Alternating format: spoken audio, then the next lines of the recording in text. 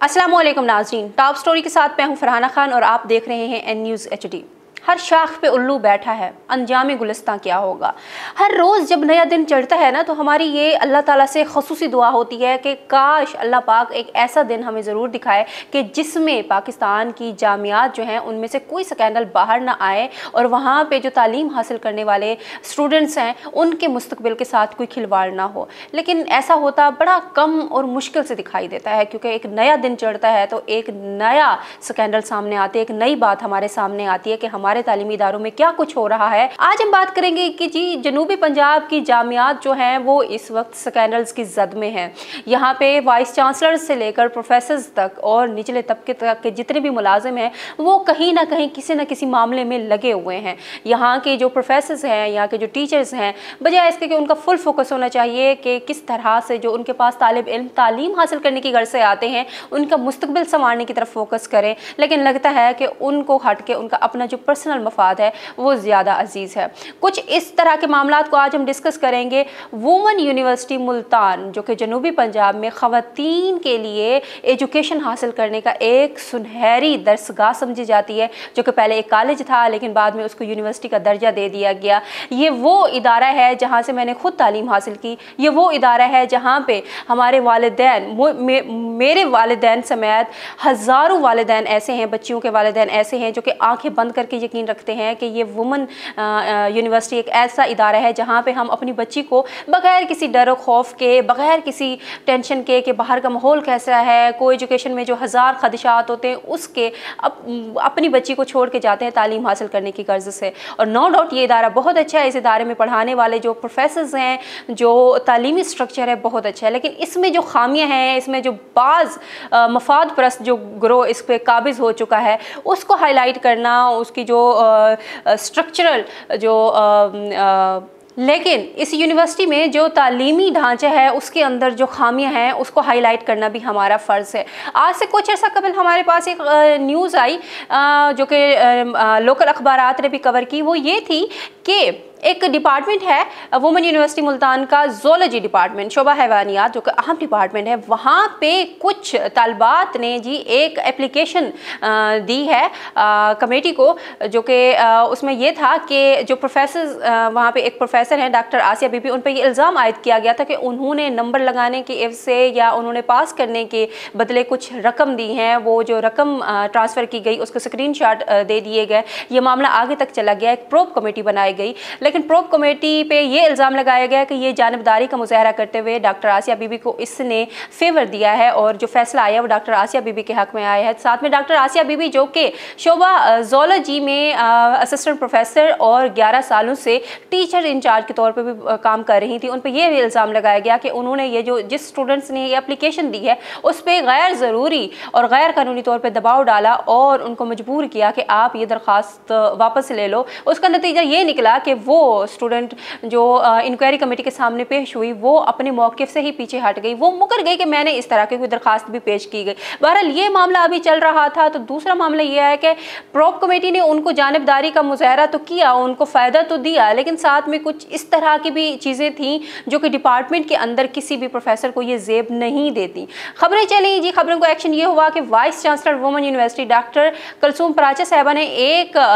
Office order जारी किया जिसके मुताबिक 4 डिपार्टमेंट में रोटेशन आर्डर जारी किए गए, यानी कि टीचर इंचार्ज को तब्दील किया गया, जिनमें ज़ूलॉजी, बॉटनी, एजुकेशन और साइकोलॉजी डिपार्टमेंट शामिल हैं। इन 4 डिपार्टमेंट में रोटेशन आर्डर हो गया। अच्छा जी, ज़ूलॉजी डिपार्टमेंट में डॉक्टर आसिया को हटा के उनके बाद जो सीनियर तरीन प्रोफेसर आती थी डॉक्टर शाजिया, उनको तैनात कर दिया गया। बॉटनी में भी इस तरह, एजुकेशन और साइकोलॉजी में भी डॉक्टर सादिया की जगह किसी और प्रोफेसर को जो है वो टीचर इंचार्ज के तौर पर दे दिया गया। 2 डिपार्टमेंट ने इस चीज़ पे कुछ नहीं कहा, उन्होंने खुश आमदीद कहा, लेकिन 2 डिपार्टमेंट ने कि जो टीचर इंचार्ज जो रोटेट हुई थी उन्होंने इस चीज़ पे मुज़ाहमत की और एक बार फिर से बताया कि शख्सी जो मफाद है उसके ऊपर जो एजुकेशन और डिपार्टमेंट का मफाद है उसको हमें कोई लेना देना नहीं है जी। एक बार फिर से ये जो मामला सामने आया, ज़ूलॉजी में डॉक्टर आसिया को हटा कर जब डॉक्टर शाजिया को तैनात किया गया टीचर इंचार्ज, तो डॉक्टर आसिया की जानिब से मुज़ाहमत का सामना करना पड़ा डिपार्टमेंट को। और ये भी खबरें सामने आई कि डॉक्टर आसिया ने मुबैना तौर पे डिपार्टमेंट के स्टूडेंट्स को और फैकल्टी मेंबर्स को हरासा किया, उनसे मोबाइल लेके उनको एक जगह पे बंद किया और उनको अच्छी खासी डांट डपट की। और इसके अलावा उन्होंने इस फैसले को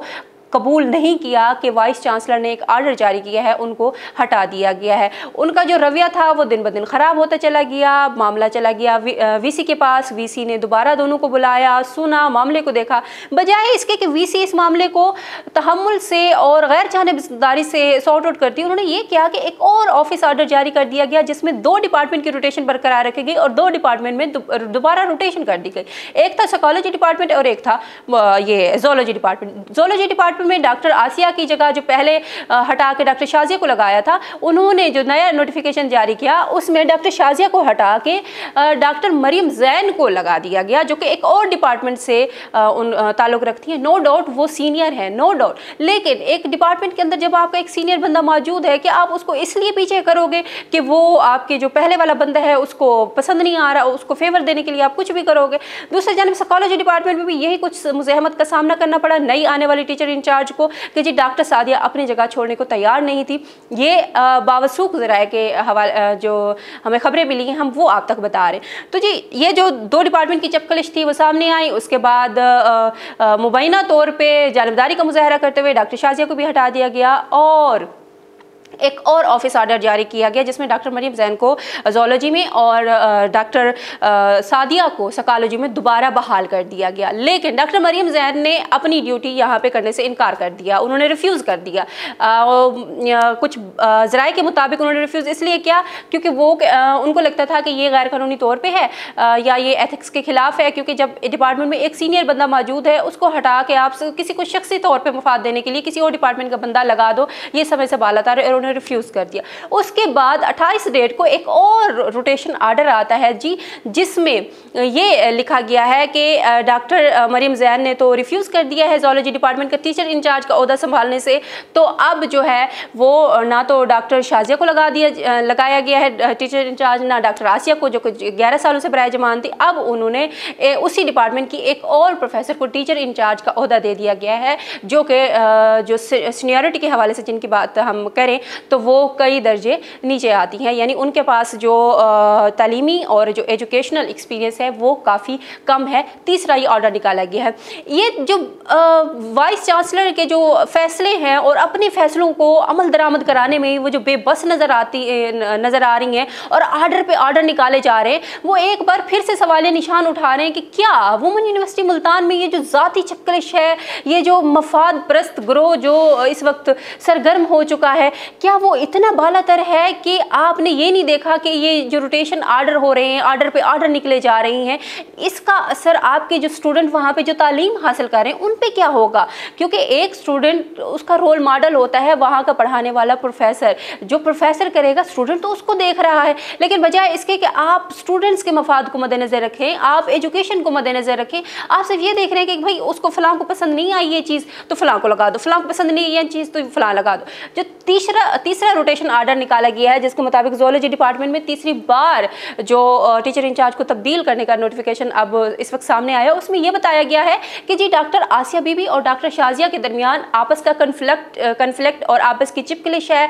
और हैरेसमेंट के एक दूसरे के खिलाफ दरख्वास्तें हैं, तो इस वजह से एक और प्रोफेसर को जो है वो हम तैनात कर रहे हैं। अब उन्होंने देखते हैं कि कब उन्होंने अपना ओहदा संभालना है, कब आना है और कब एजुकेशनल जो सिस्टम है उसको लेके आगे चलना है। लेकिन सवाल अभी भी वही है कि अगर आपको पता था कि डॉक्टर शाजिया जो कि डॉक्टर आसिया के बाद आ रही हैं, अगर उनके खिलाफ आपके पास कुछ दरखास्तें थीं या हैरेसमेंट की कुछ चीज़ें थीं या कुछ इस तरह से थी, तो आपको ये पहले क्यों ना नज़र आया जब आपने पहला नोटिफिकेशन निकाला था रोटेशन आर्डर का जो कि 6 अक्टूबर का था, या आपको बाद में क्यों याद आया या तीसरी बार क्यों याद आया? यहाँ से तो लग रहा है कि कहीं ना कहीं जानिबदारी का मुजाहरा किया जा रहा है। जो सीनियर हैं वो अपनी सीट नहीं छोड़ना चाह रही, जो जूनियर जो कि उनके पास एक्सपीरियंस भी पूरा है उनको आगे नहीं आने दिया जा रहा। जब एक अहम डिपार्टमेंट, अहम यूनिवर्सिटी जिस पे सबकी निगाहें हैं, जहाँ पे हमारी ख़वातीन, हमारी माएँ बहनें एजुकेशन हासिल करके बाहर निकलती हैं, जिन्होंने अपनी नस्लों को आगे लेके जाना होता है, जिन्होंने तरबियत करनी होती है, उन्हीं के आप एजुकेशनल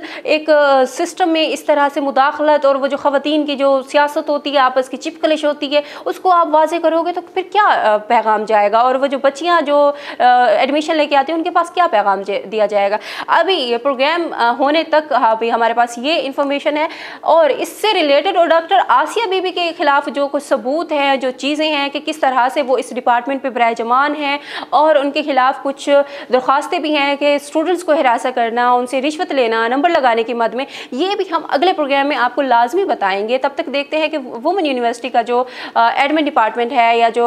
डील करने वाला डिपार्टमेंट है वो किस तरह से इसको एक्शन लेता है और कैसे सोचता है कि आया यहाँ पे जो बच्चियाँ एजुकेशन हासिल कर रही हैं उनके मफादात चंद प्रोफेसर के मफादात से बढ़ के हैं, और इस पे फोकस करने की अहम ज़रूरत है।